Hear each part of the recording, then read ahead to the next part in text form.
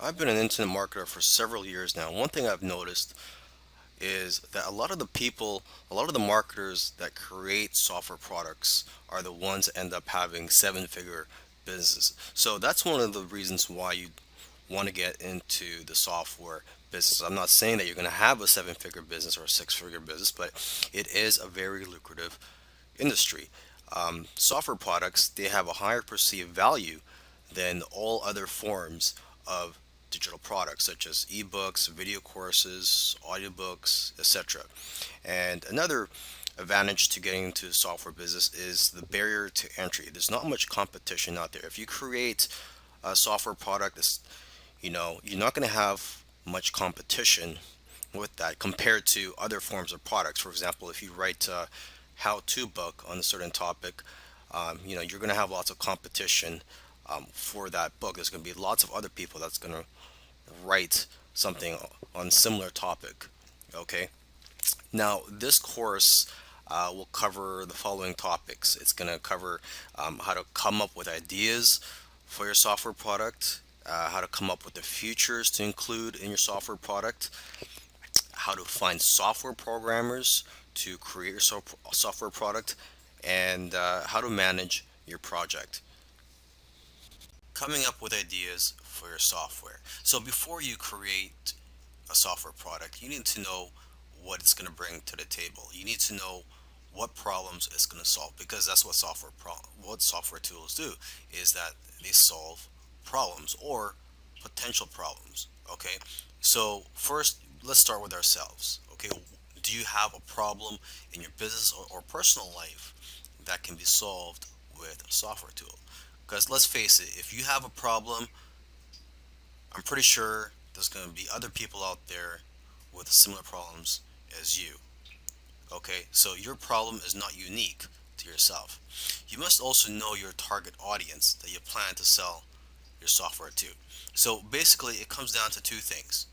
Okay, consumers have a particular problem that needs to be solved, and two, they are looking for something that will make their life easier.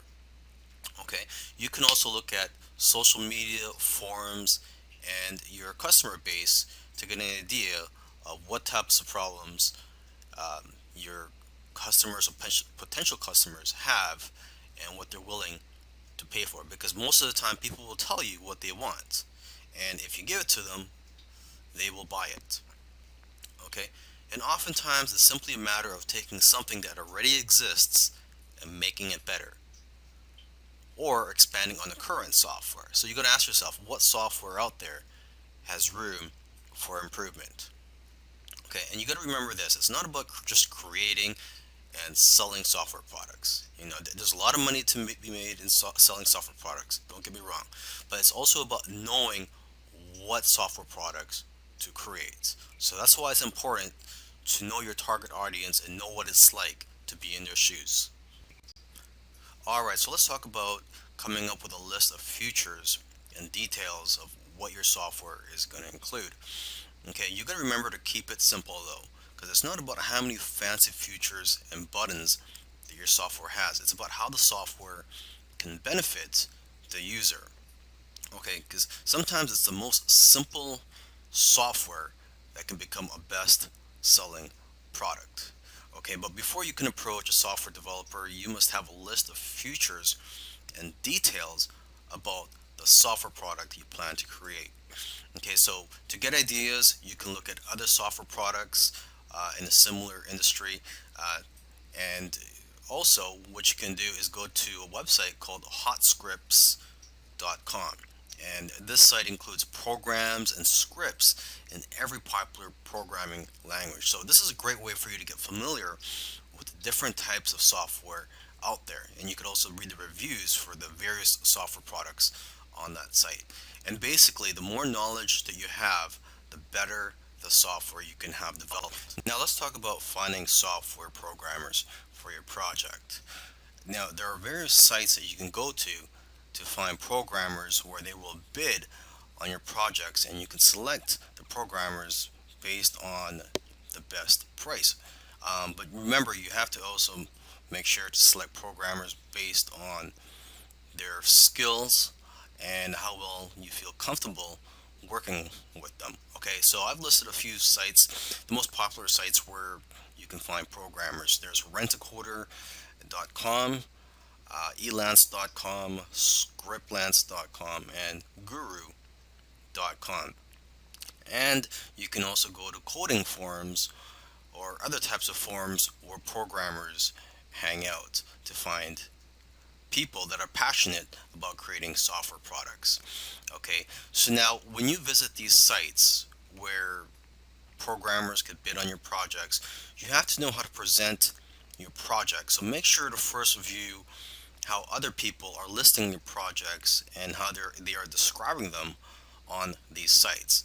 Okay, and you have to also be very careful. You don't want to give out too much information about your project because you don't want people stealing your ideas. So when you first post a project, the information that you should reveal at first is what is needed for the programmer to know if your software product is something that they are qualified to work on. When you're working with your programmer, you have to be very clear on what you want and be specific with the details. So you have to make sure you've done your research already before you hire someone to start working on your project. Okay, and you should also find out how long after they finish creating your software will they be able to fix any bugs. So in my opinion, it should be at least 6 months after they've completed the software where they could still fix anything that's wrong with your software. Another thing you want to do when you're creating a software product is not to just outsource everything to the programmer and then just be hands off. I mean, you really have to get involved and get your hands dirty if you really want this to be a successful software product. Okay, and instead of just telling them to just create your software product, you should break it down into smaller tasks so that it's easier to work on and it'll be better for you to basically monitor the progress of your software product. Okay, so for example, you can have weekly or bi-weekly tasks or goals for them to complete to make it easier for you to manage this project. Okay, and you could also encourage your programmers or coders by giving them bonuses for doing well on some of the tasks that you give them.